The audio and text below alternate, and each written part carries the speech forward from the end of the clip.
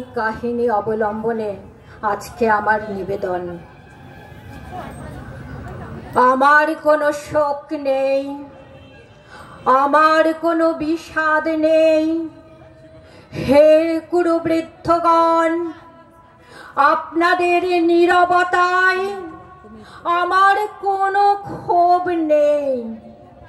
পিতামহ ভীষ্ম, ক্ষমা করবেন, আপনাকে প্রণতি জানাবার মতো স্থিরতা আজ নেই।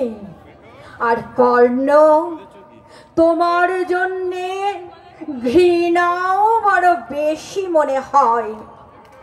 আর হে আমার পঞ্চস্বামী, আর্যাবর্ত বিজয়ী বীর শ্রেষ্ঠ অর্জুন, শক্তিমান ভীম, নকুল সহদেব, আর আপনি ধর্মপুত্র, আপনারা আমার কৃতজ্ঞ অভিবাদন গ্রহণ করুন। আমি সর্বজ্ঞ নই। যজ্ঞভূমির অগ্নি থেকে আমার জন্ম।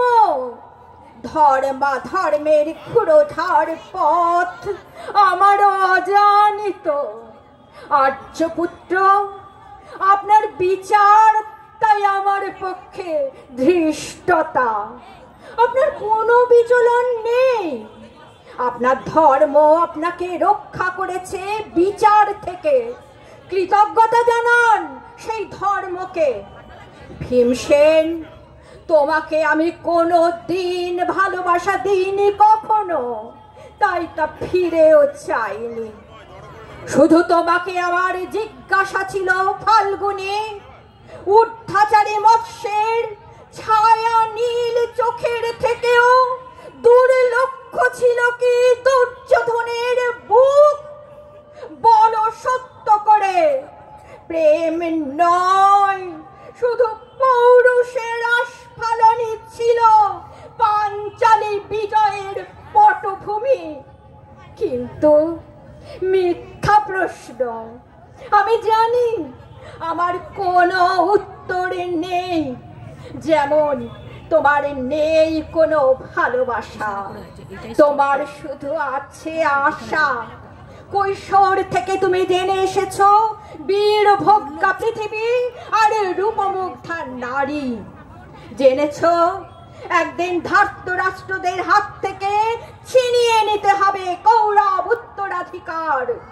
জেনে এসেছো যেখানে যা কিছু সর্বোত্তম সেখানেই পৌঁছতে হবে তোমাকে। শুধু এই কুমারী লক্ষ্যের দিকেই তোমার দৃষ্টি ধনঞ্জয়।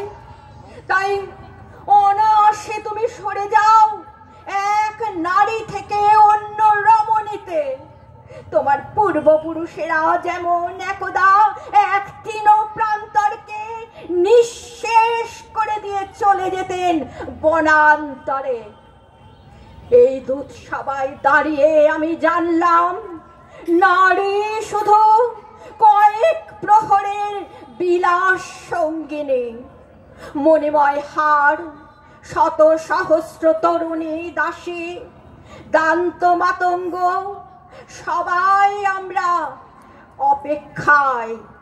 আমি পাণ্ডব পুত্রবধূ এক পংক্তিতে দাঁড়িয়ে আমরা সবাই অপেক্ষায়। পিতৃগৃহে যেমন দেখেছিলাম আহিরিনীরা দূর গ্রাম থেকে নিয়ে আসে তাদের পশরা, আর তার উপরে ঝুঁকে পড়ে লুব্ধ ক্রেতার দল। আমাদের ব্যবহার করার জন্য তেমনি উন্মুখ হয়ে আছেন যারা, তারা আমার পতির আত্মীয়। আর আমাদেরকে যারা বিলিয়ে দিচ্ছেন তারা আমার পঞ্চস্বামী। বিবাহের মঙ্গলসূত্র হাতে বেঁধে যারা একদিন আমার উপর নিয়ম সিদ্ধ করেছিলেন তাদের অধিকার। না, শুধু এই রত্নমণ্ডিত সভাতেই নয়, আরো অনেক আগে আমাকে জানতে হয়েছিল আমার কোনো বাসনা নেই, নেই কোনো নিজস্ব ইচ্ছা। অর্জুন, তোমাকে দেখার মুহূর্তে আমার হৃদয় দিয়েছিলাম তোমাকে, অথচ আমার এই শরীরকে প্রথম আলিঙ্গন করলেন ওই মহাভাগ, যার খ্যাতি ধর্মপুত্র বলে।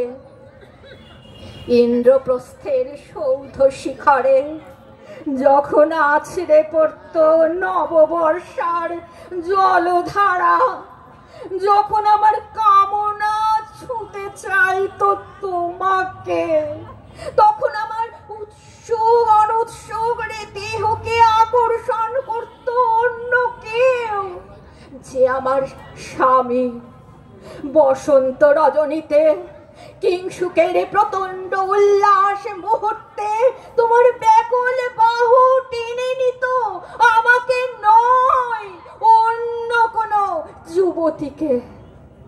বারে বারে আমাকে সন্তানবতী করেছে পুরুষ, কিন্তু তারা প্রত্যেকেই আমার আকাঙ্ক্ষিত নয়। জ্যেষ্ঠ পাণ্ডব প্রহর গুনুন কোন পুণ্য লগ্নে ধর্মরাজ্য নেমে আসবে মাটিতে। আর ভীম, তুমি স্তব্ধ হও। নকুল সহদেব, বিচ্যুত হয়েও না অগ্রজের প্রতি তোমাদের অটল বিশ্বাসে।